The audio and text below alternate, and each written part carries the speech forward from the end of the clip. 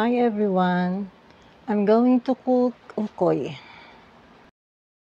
And here are the ingredients: squash, carrots, bell pepper, and onion. And you cut it like this. Lagay muna natin sa bowl yung slice na squash, kalabasa.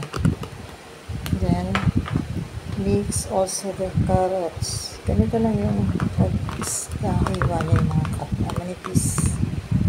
If you like, you can shred it. Then also the bell pepper.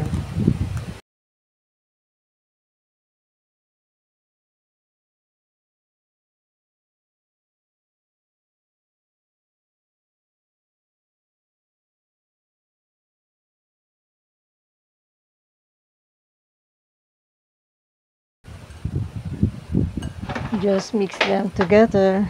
Haluin lang.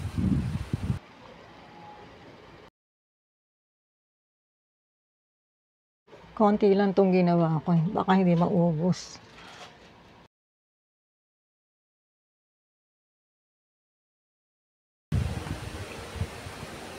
Pag na-mix na natin, then set aside. You make the butter. Set aside. Okay na yan. Pwede na tayong gumawa ng butter. Tayo ng butter. Heat lang natin ng ganito.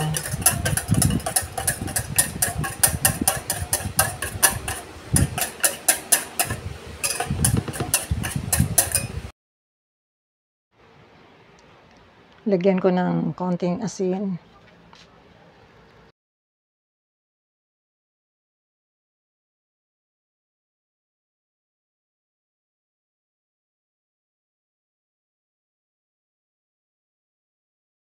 Add na rin natin itong ground pepper.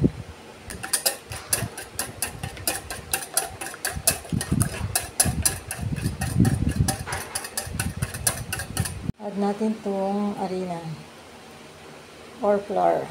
Hindi lang muna. Sige, lalagay ko na lang lahat. Tapos, sama ko na rin itong cornstarch.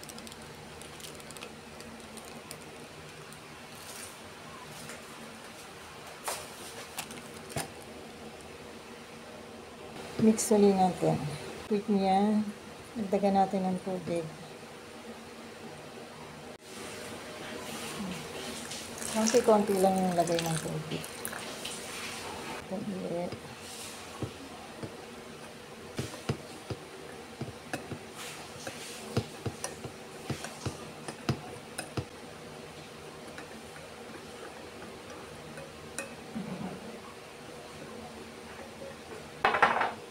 Tapos, itong asin, salt.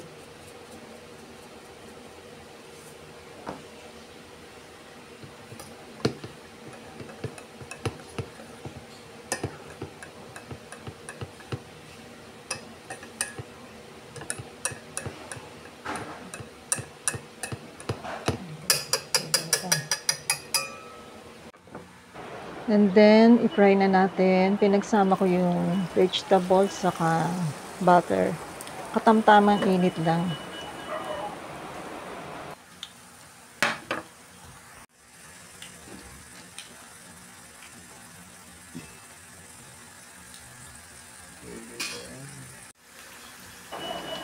And then, sa kabilang side naman, babalik ta rin natin.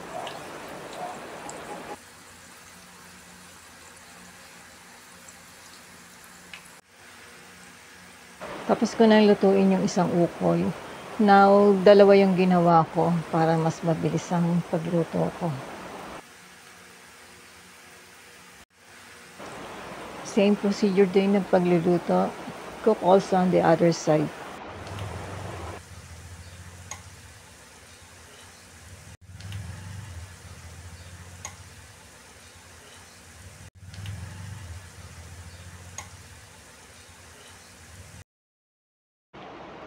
Now, I'm going to make dippings. Yung sausawan, bali ang una kong nilagay ay yung vinegar.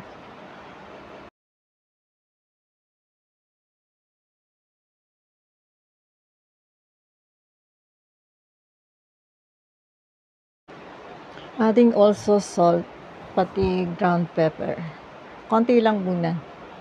Mamaya titikman ko kung okay na siya. Pwede na rin natin dagdagan. Mas maganda yung konti lang kesa naman yung sumobra yung alat saka yung ground pepper na ilalagay ko.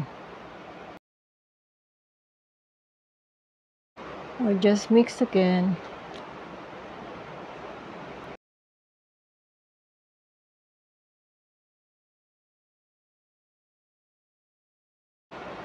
Adding the chopped onion and also the crushed garlic.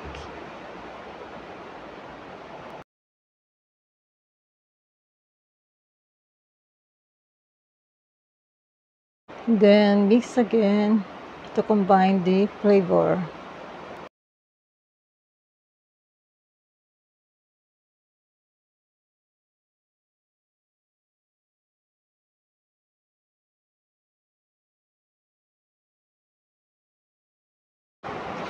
Tikman ko uli kung okay na yung lasa niya.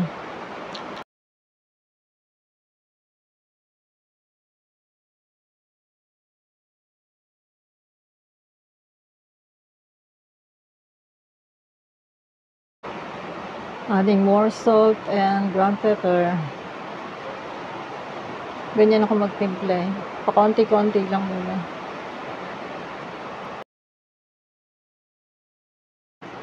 Ang pagtitimpla naman ay depende sa panlasa mo. Not unless kung panghandado, nasa average lang yung panlasa na pagtitimpla mo. Pero sa akin kasi yung kailan lumitaw yung ground pepper, saka yung salt niya, saka yung vinegar, magbabalance lang siya. Okay na yun sa akin.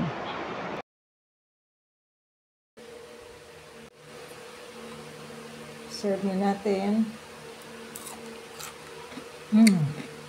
So crunchy.